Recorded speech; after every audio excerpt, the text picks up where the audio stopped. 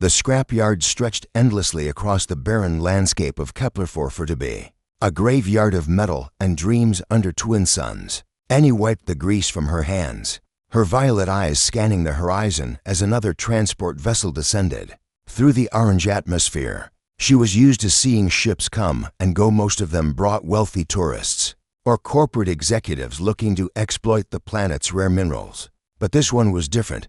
The vessel bore markings she recognized immediately: human engineering, old Earth design, probably from the early colonization era. Her chest tightened as memories flooded back, unwelcome and sharp as broken glass. "Another scavenger ship," muttered Torvik, her supervisor. A bulky Centauri with four arms and perpetually bad mood. "Probably looking for cheap labor again." Annie said nothing. She returned to her work, dismantling an old plasma core with practiced efficiency. Her fingers moved automatically while her mind wandered to places she'd rather not go. 20 years. It had been 20 years since that day the human ship landed in the central plaza, sending up clouds of red dust. Annie kept her head down, focusing on the broken machinery before her. She was good at her job, one of the best engineers in the yard, despite being only 28. She had to be. Poor alien engineers didn't get second chances. "Annie, get over here."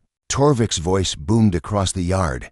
She looked up reluctantly. A human had emerged from the ship, tall, with dark hair and confident stride. He wore the crisp uniform of the Interstellar Engineering Corps, looking entirely out of place among the rust and rubble. "This is Massey Grant," Torvik announced when Annie approached. "He's looking for someone who can repair vintage Earth vessels." "I told him you're the best we have." Massey extended his hand, and Annie noticed the calluses on his palms, real work calluses, not the soft hands of most corporate visitors. "Pleasure to meet you," he said, his voice warm despite the formal greeting. "I've heard good things about your skills." Annie shook his hand briefly, her expression neutral.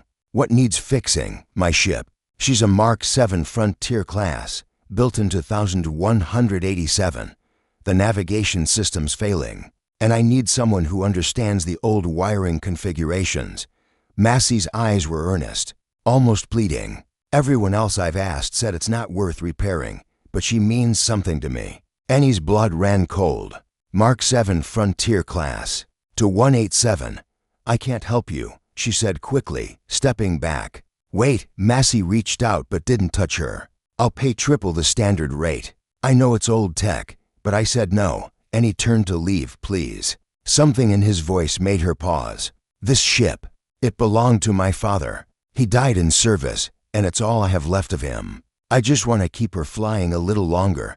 Annie's hands clenched into fists. Slowly, against every instinct screaming at her to walk away, she turned back. "Show me." Inside the ship, Annie's worst fears were confirmed. The interior layout, the worn captain's chair, the scratched observation window, it was all heartbreakingly familiar. Her breathing became shallow as she examined the navigation panel. "My father died in one like this," she whispered softly, more to herself than to Massey. Massey stopped mid-sentence, his explanation about the faulty circuits dying on his lips.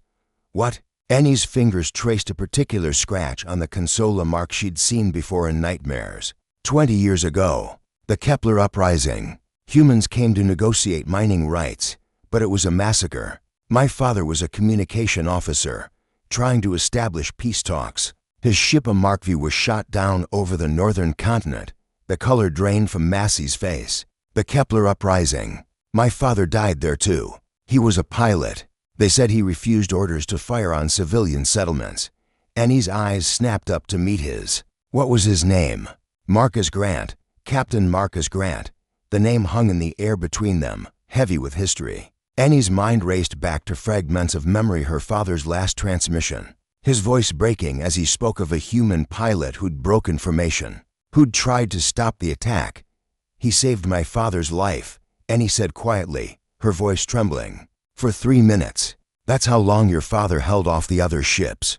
It gave my father time to evacuate 17 people from the settlement below. Then both ships were destroyed."